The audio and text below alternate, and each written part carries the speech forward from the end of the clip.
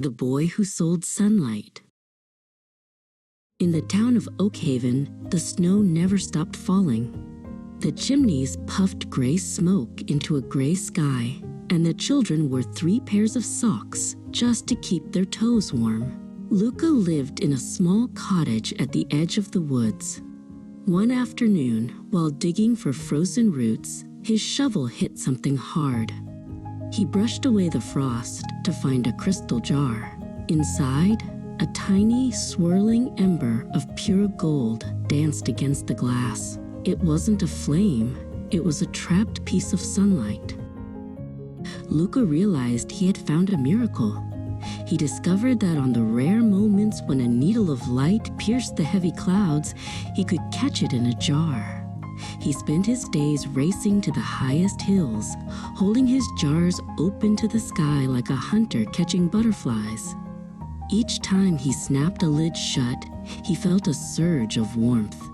The jars purred in his hands, smelling like dried lavender and summer afternoons.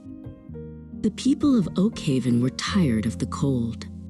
When Luca brought his glowing jars to the village square, a crowd gathered instantly. "Sunlight for sale," he cried. A neighbor named Soren stepped forward, clutching a bag of silver coins. Luca handed him a jar, and for the first time in years, Soren's shivering hands turned pink and warm. Luca's pockets began to jingle with wealth. But as he sold more light, the sky above Oakhaven grew even darker. Luca became the richest boy in town. He bought a coat made of the finest silk and filled his house with velvet chairs. But outside his window, the world was fading.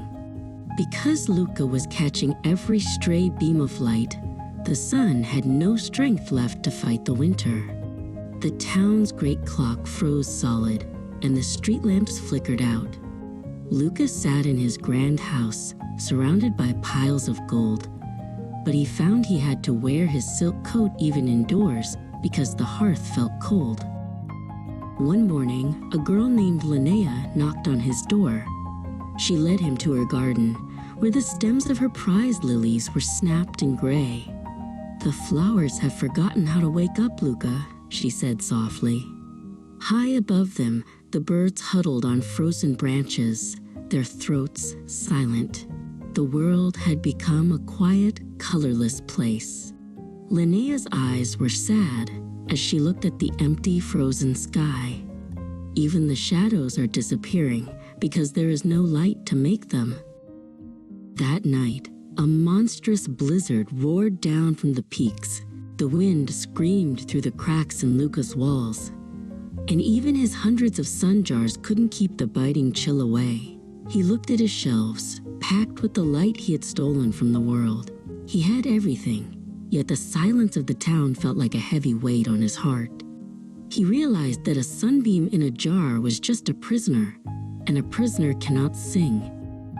Luca knew what he had to do. He loaded all his jars onto a heavy wooden sled and began the long climb up the great peak. The snow was waist deep, and the wind tried to throw him off the path. His lungs burned in the freezing air, but he kept pulling. The sled glowed like a fallen star, moving slowly up the side of the dark mountain. He wanted to reach the highest point, where the world touched the sky. At the very summit, Luca looked down at the tiny dark specks that were the houses of Oakhaven.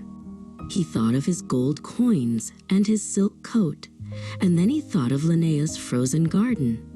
He picked up a heavy stone, his hands shaking from the cold and the choice. "The light belongs to everyone," he shouted into the howling gale. With a wide swing, he brought the stone down on the first jar. Crack! The first jar shattered, and a ribbon of gold shot into the air. Luca smashed another, and then another. Soon he was dancing among the shards, breaking every jar he owned. A massive fountain of light erupted from the mountaintop.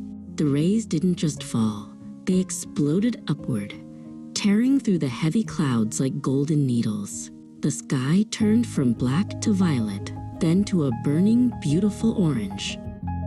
The sun rose properly over Oakhaven for the first time in 100 years. The ice on the clock tower melted into a musical splash, and the hills turned from white to a brilliant waking green. Luca sat in the meadow with Linnea, watching the first butterflies of spring dance over the newly opened lilies. He had no gold left in his pockets, but as the warm sun kissed his shoulders, he realized that some things are only valuable when you let them go.